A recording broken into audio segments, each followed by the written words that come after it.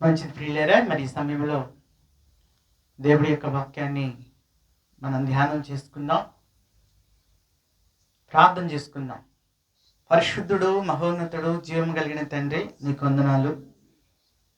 చెప్పబో వాక్యము నీది, కూర్చున్న వారిని బిడ్డలు నిలబడుతున్న నీ దాసును నీ నామానికి మహిమకరంగా మీరు నడిపించుకొని దీవించి ఆశీర్వదించమని యేసు నామమున ప్రార్థన చేసి వేడుకుంటున్నాను తండ్రి, ఆమేన్. హల్లెలూయా. కొద్ది నిమిషాలు దేవుని మాటలు జాగ్రత్తగా వినాలని ఆ ప్రభు పేరిట మనం చేస్తున్నాను. మనందరికీ తెలిసినటువంటి వాక్యాన్ని నేను మీ ముందు ఉంచబోతూ ఉన్నాను. మనం ఎప్పుడు చదువుకునేటువంటి వాక్యమే, ఎప్పుడు మనం వినేటువంటి మాటలే మనం ఈరోజు దేవుడి వాక్యంలో నుంచి తెలుసుకోబోతూ ఉన్నాం. అదేంటయ్యా అంటే, ప్రియమైన దేవుని పిల్లలారా, ఒకనాడు యేసుక్రీస్తు సమరయ మార్గాన వస్తూ ఉన్నాడు. మనందరికీ తెలుసు, యోహాను సువార్త 4వ అధ్యాయంలో ఈ మాటలు రాయబడి ఉన్నాయి. సమరయ మార్గాన ఆయన వస్తున్నప్పుడు మెట్ట మధ్యాహ్నం ఎండవేళ ఆ మార్గంలో ఆయన నడుస్తూ ఉన్నాడు. హల్లెలూయా. దేవాతి దేవుడై ఉండి లోకాలకి రాజై ఉన్న యేసుక్రీస్తు మెట్ట మధ్యాహ్నం ఎండవేళ ఒక మార్గంలో నడుస్తూ సుఖారు అనబడినటువంటి ఒక గ్రామం ఉంది. ఆ గ్రామం దగ్గరికి వచ్చాడు. ఆ గ్రామం దగ్గరికి వచ్చినప్పుడు ప్రభువుకి మంచినీళ్ళు అయ్యాయి. ఏమయ్యాయండి? మంచినీళ్ళు అయ్యాయి. మంచినీళ్ళు అయ్యేసరికి తను ఏం చేశాడంటే, అక్కడ దగ్గరలో ఒక బావి ఉంటే ఆ బావి దగ్గరికి ప్రభు వెళ్ళాడు. బావిలో నిండా నీళ్ళు ఉన్నాయి, కానీ చేదుకోవటానికి ఏమీ లేదు. బావిలో నీళ్ళుంటే సరిపోదు, తోడుకోవటానికి గిలక బకెట్ కావాలి. ఎలా అని ప్రభు ఆలోచిస్తున్నాడు. ఇంతలోకి అక్కడికి ఒక స్త్రీ వచ్చింది. ఒక ఆమె బకెట్ తీసుకొని నీళ్లు పట్టుకెళ్ళటానికి బిందెతో సహా వచ్చింది. ఆవిడ్ని చూశాడు ప్రభు. ఆవిడ కూడా ప్రభుని చూసింది. కానీ మరి మంచినీళ్ళు కావాలి కనుక ఆమెతో మాట్లాడాలని ప్రభు, అమ్మా నాకు కొంచెం నీళ్ళు ఇస్తావా అని అడిగాడు. అప్పుడు ఆమె ఆయన వెనక అలాగే చూసి, నువ్వు యూదుడువు, నేను సమరయ స్త్రీని, నన్నేల నీళ్ళు అడుగుతున్నావు? ఎందుకంటే యూదులు సమరయులతో సాంగత్యము చెయ్యరని వాక్యం చెప్తుంది. అంటే ఏమిటయ్యా విషయం అంటే, ప్రియమైన దేవుని బిడ్డలారు, వాళ్ళిద్దరి జాతులు వేరు. యూదులంటే హై కాస్ట్కు సంబంధించిన వాళ్ళు, సమరయులంటే లో కాస్ట్కు సంబంధించిన వాళ్ళు. ఆ దేశం ప్రకారం సమరయులు యూదులతో సాంగత్యం చేయరు. సమరయుడంటే అంటరాని వారుగా యూదులు ఆనాడు ఎంచి చూసేవాళ్ళు. అందుకే ఆవిడ అంటుంది, నీవు నన్ను ఎలా అడుగుతున్నావు? నేను నీళ్ళు నీకు ఎలా ఇస్తాను అనుకుంటున్నావు అని అడుగుతున్నట్టు మనం లేఖనంలో చూస్తూ ఉన్నాం. ప్రియమైన దేవుని పిల్లలారా, మనం ఇక్కడ జాగ్రత్తగా గమనించవలసింది ఏంటంటే, ఆమె సమరయురాలు అయినప్పటికీ, సమరయ స్త్రీ అయినప్పటికీ ప్రభువు ఆమెని మంచినీళ్ళు అడుగుతున్నాడంటే, యేసు ప్రభు దగ్గర ఏం లేదంటే కులభేదమో మతభేదమో లేదు. ఆయనకి కులాలు మతాలు లేవు. నీళ్ళకి ఏ జాతి లేదు, ఏ మతము లేదు, నీళ్ళు అందరూ తాగుతారు. అట్లాగే దేవుడు కూడా ఆ నీళ్ళ దగ్గరికి వచ్చి ఆమెని పలకరిస్తున్నాడు, ఆమెను నీళ్ళు ఇమ్మని అడుగుతున్నాడు. అంటే ఆయనకి ఏ భేదం లేదు, అందరూ సమానమే. నా వాళ్ళని, నా వాళ్ళు కారని, అయినోళ్ళని, పోయినోళ్ళని యేసు ప్రభు జీవితంలో ఎక్కడ కూడా మనం తామరతామరియాలు ఎక్కడ కూడా చూడలేమన్నమాట. ఆయన అంటాడు, ఇదిగో నీ తల్లియు నీ సహోదరుడు వెలుపటి నిలిచి ఉన్నారని తన శిష్యులు చెప్పినప్పుడు ప్రభువు అంటున్నాడు, ఎవరు నా తల్లి, ఎవరు నా శిష్యులు, ఎవరు నా అక్క చెల్లెళ్ళు, నా తండ్రి చిత్త ప్రకారం చేయువాడే నాకు బంధువు అంటాడు. నిన్ను కనిన గర్భము, నువ్వు కుడిచిన స్తనములు ధన్యములై ఉన్నవని ఒక స్త్రీ అంటే, అవును, కానీ నా తండ్రి చిత్త ప్రకారం చేయువాడు మరీ ధన్యులు అంటాడు. ఒకసారి కానాను విందులో మరియ వచ్చి, తల్లి అయిన మరియ వచ్చి ప్రభువుని అంటుంది, అయ్యా ద్రాక్షారసంగా అయిపోయింది, నువ్వు ఏమన్నా చేయగలవా అని అడిగినప్పుడు ప్రభువారు అంటున్నాడు, అమ్మ నాతో నీకేమి పని అన్నాడు. అంటే బంధుత్వానికి కానీ, కులానికి కానీ, జాతికి కానీ ప్రాముఖ్యత ప్రభువు ఇలేదు.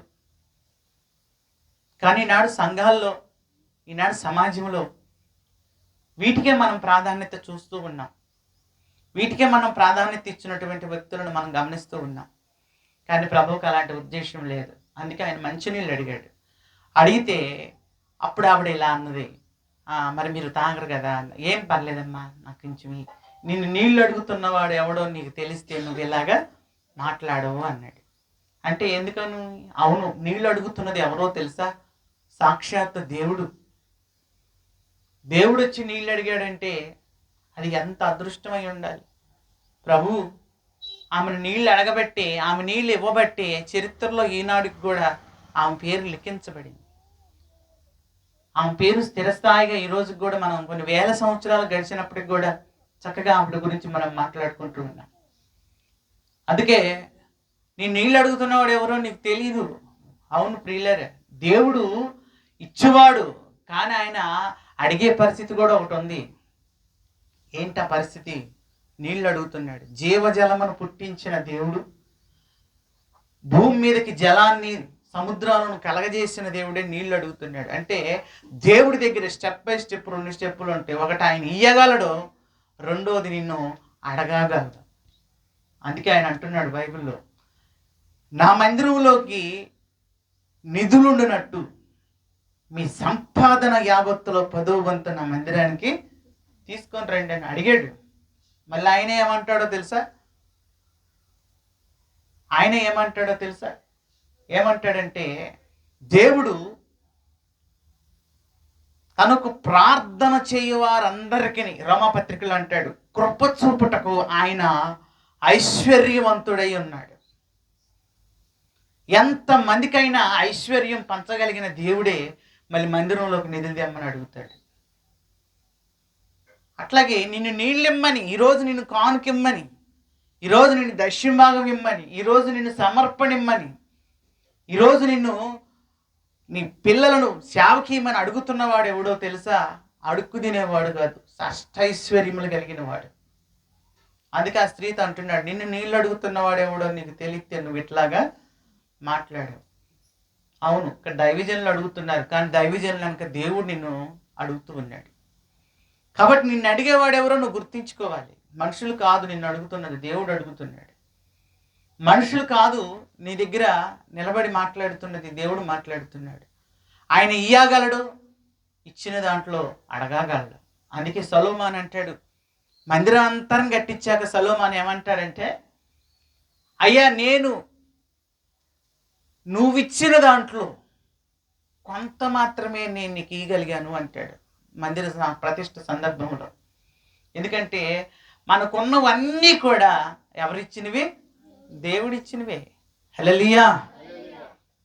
దేవుడు ఇవ్వకుండా మందంటూ ఏమీ లేదు. మనం ఆయనకి ఏమీ ఇయ్యలేము కూడా. మేక అంటాడు, వేలాది నదులందు విస్తార తైలము నీకు ఇచ్చినా చాలునా, నా జ్యేష్ఠ కుమారుని నీకు ఇచ్చినా చాలునా, ఏమిచ్చిగల నీ రుణం నేను తీర్చుకోగలను అంటాడు.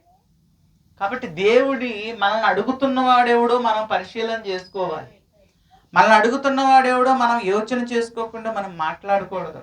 కాబట్టి ఆవిడ అంటున్నాడు సమరయ స్త్రీతోటి, ఏమని అంటున్నాడంటే, నిన్ను అడుగుతున్నవాడెవడో నీకు తెలియదు అంటే. అప్పుడు ఆవిడ అంటది, అయ్యా మరి నేను చేత్తగా నీకు తాగటానికి ఏమీ లేదు కదా అని ఆయన్ని అడిగింది.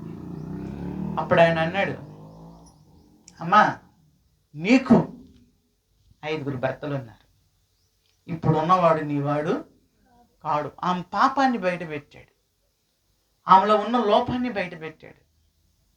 నీళ్ళు అడిగినట్టే అడిగాడు. తీసుకునే ముందు ఆమెని పరీక్షిస్తున్నాడు. ప్రియమైన దేవుని పిల్లారా, దేవుని వాక్యం చెప్తుంది, దొంగిలించిన సొమ్మును కానీ వ్యభిచారంతో వచ్చినటువంటి సొమ్మును కానీ దేవుడికి కానుకగా వేయకూడదు. కానుకగానే ఆయన తీసుకోడు. మరి నీళ్ళు ఇస్తే ఎట్ట తాగుతాడు? అందుకే ఆయన అంటున్నాడు, నాకు నువ్వు నీళ్ళు ఇవ్వాలంటే, నీళ్ళు అడిగే నాకు నువ్వు నీళ్ళు ఇవ్వాలంటే ముందు నువ్వు ఎలా ఉండాలంటే పవిత్రంగా ఉండాలి. ఈరోజు అది అవసరం లేదు. నువ్వు ఎట్లా అన్నా బతకొచ్చు, కానుక దిట్టంగా ఎత్తేసి వాళ్ళ చర్చిలో. వీళ్ళ పాస్టర్స్ కూడా అలాగే తయారయ్యారు. లేదు, దొంగ సొమ్మని దేవుడికి ఇవ్వకూడదు, వ్యభిచార సొమ్మని దేవుడికి ఇవ్వకూడదు, మోసంతో కూడింది దేవుడికి ఇవ్వకూడదు. ఇచ్చే సొమ్ము ఎంత పవిత్రంగా ఉంటుందో నువ్వు కూడా దేవుడి దృష్టిలో అంత పవిత్రంగా ఉంటావు. సమరయ స్త్రీకి ఎక్కడ లేని పరీక్ష పెట్టాడు. ఇప్పుడున్నాడు నీవాడు కాదు.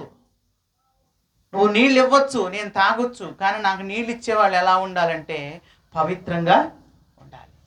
పవిత్రమైన మనసుతో నాకు ఇవ్వాలి, పరిశుద్ధమైన హృదయంతో నాకు ఇవ్వాలి, మంచి ఆలోచన కలిగి నాకు ఇవ్వాలి అని దేవుడు సమరయ స్త్రీతో మాట్లాడితే అప్పుడు ఆవిడ గ్రహించింది, అయ్యా నువ్వు ప్రవక్తవని నేను ఎరుగుదును అంది. చూడండి, నువ్వు తప్పు చేస్తున్నావంటే తిరగబడే ఈ రోజుల్లో, ఆ రోజుల్లో కూడా తిరగబడిన వాళ్ళు ఉన్నారు. నువ్వు తప్పు చేస్తున్నావంటే ఒప్పుకునే వాళ్ళు లేరు. ప్రియమైన దేవుని పిల్లలారా, నువ్వు తప్పు చేస్తున్నావు అని చెప్తే ఆ తప్పుని తాను గ్రహించి నా తప్పుని ఎత్తి చూపగలిగిన వాడు ఎవరంటే దేవుడు అని ఒప్పుకుంది ఆవిడ. ఎవరి దగ్గరైనా మనం వేసాలయ్యొచ్చు, కానీ దేవుడి దగ్గర మాత్రం బోటకాలేయటానికి కుదరదు. ఎందుకు? దేవుడు న్యాయవంతుడు, నీతిమంతుడు, ఉన్నట్టుగా మాట్లాడతాడు, యథార్థపరుడు. ఆయన ఎదుట మనం నిలబడినప్పుడు మన రహస్య పాపములో ఆయన ముఖములో మనం చూడగలవట. అంత పరిశుద్ధుడు. అందుకే బైబిల్ గ్రంథం చెప్తుంది, ఆయన అపవిత్రతను కూడా చూడలేనంత పరిశుద్ధుడంట దేవుడు. మరి అలాంటి దేవుడు ఒక లోపాన్ని ఎత్తి చూయించినప్పుడు సరి చేసుకోవాలే తప్ప ఆయన మీదకి తిరగబడకూడదు. సమరయ స్త్రీ దగ్గర ఆమె మంచిది కాకపోవచ్చు, ఆమె గుణం మంచిది కాకపోవచ్చు, కానీ ఆమె బుద్ధి చాలా మంచిది. ఎందుకో తెలుసా? తప్పుని తప్పుగా ఒప్పుకుంది. మనలో తప్పున్నప్పుడు దానికి తల వంచాలి, కానీ తిరగబడటం మంచి లక్షణం కాదు. ఆవిడ అనొచ్చు, నువ్వు మంచివాడువా, నీ అమ్మ మంచిదా, నీ తాత మంచిదా అని అనొచ్చు, కానీ ఆమె అట్ట అనలేదు. నువ్వు ప్రవక్తవి, నువ్వు దేవుడు కాబట్టి నాలో ఉన్న తప్పును గ్రహించావు, అయ్యా నేను సరి చేసుకుంటాను అని దేవుడి దగ్గర క్షమాపణ కోరుకుంది. ఆవిడ నీళ్ళు ఇస్తే యేసు ప్రభు తాగి వెళ్ళిపోయేవాడేమో, కానీ ఆమె ఎప్పుడైతే తన తప్పును ఒప్పుకొని పాప క్షమాపణకి మనసును తీసుకొచ్చిందో యేసుక్రీస్తు వచ్చినటువంటి దాహం ఆయనకి తీరిపోయింది. ఆ దాహం ఆయనలో తీరిపోయింది. హల్లెలూయా. ఆమె పరుగున గ్రామంలోకి వెళ్ళింది. ఇదిగో నేను చేసినవన్నీ నాతో చెప్పిన వాడిని చూశాను, రండి అని ఆ ప్రజల మొత్తాన్ని కూడా తీసుకొచ్చిందండి. ప్రియమైన దేవుని పిల్లలారా, చిన్న వాక్యంలో మనం గమనించవలసింది ఏంటంటే సమరయ స్త్రీ జీవితంలో గొప్ప మార్పును ప్రభువు తీసుకొచ్చాడు. దేవుడు అనేక సార్లు మనతో మాట్లాడుతున్నాడు, దేవుడు అనేక సార్లు మనతో స్పందిస్తూ ఉన్నాడు, దేవుడు అనేక సార్లు నీతో మాట్లాడుతున్నాడు, కానీ నీలో మార్పే రావటం లేదు. సమరయ స్త్రీ మారింది, కానీ మారు మనసు పొందిన ఈ మారు మనసు లేనోళ్ళు ఎన్నడూ మారేటట్టు కనపడతలేదు. కాబట్టి ప్రియులారా, దేవుని మాటలకు లోబడాలి. సమరయ స్త్రీ మారినట్టు మన హృదయాలు మనం కూడా మార్చుకోవాలి, మనలో ఉన్న తప్పులను ఒప్పుకోవాలి, దేవుడి దగ్గర క్షమాపణ వేరుకోవాలి, ప్రభు సన్నిధిలో యథార్థంగా జీవించాలని ప్రభువు యొక్క వాక్యం మనకు సెలవిస్తుంది. హల్లెలూయా. అందుకే ఆయన ఆ గ్రామంలో ప్రవేశించి ఒక ఆత్మను రక్షించాడు. ఆత్మ ద్వారా అనేక వేల మంది, వందల మంది ప్రభువు దగ్గరకు వచ్చారు. నువ్వు రక్షించబడ్డావంటే నీ ద్వారా అనేక మంది దేవుడి దగ్గరికి రావాలి, కానీ నిన్ను బట్టి అనేకులు దేవుడి దగ్గరికి రాకుండా తప్పుకొని వెళ్ళకూడదు. మాదిరికరమైన జీవితం జీవించాలి, శ్రేష్టకరమైన జీవితం జీవించాలి. కాబట్టి దేవుని వాక్యం చెప్తుంది, ఈ రీతిగా మనల్ని తెలవిస్తూ ఉంది. సమరయ స్త్రీ విషయంలో దేవుడు చేసిన గొప్ప మేలు, అద్భుతం మన జీవితాల్లో కూడా దేవుడు జరిగించునుగాక. ఆమేన్. చిన్ని మాటలు దేవుడు ఆశీర్వదించునుగాక. ప్రార్థన చేసుకున్నాం. మహాపరిశుద్ధుడు, మహోన్నతుడు, జీవము కలిగిన తండ్రి, నీ వందనాలు. ఈ మాటలు నీవి నాయన, కూర్చున్న వారు నీ బిడ్డలు మీరే ఆశీర్వదింపజేసి దీవింపజేసి నాయన బలపరచమని ఆ యంత్రాంగ శబ్దం ద్వారా ఎంతమంది అయితే వింటున్నారు, కృపద ఇచ్చేయమని యేసు నామమును బట్టి ప్రార్థన చేస్తున్నాం తండ్రి. ఆమేన్. అందరికి వందనాలు.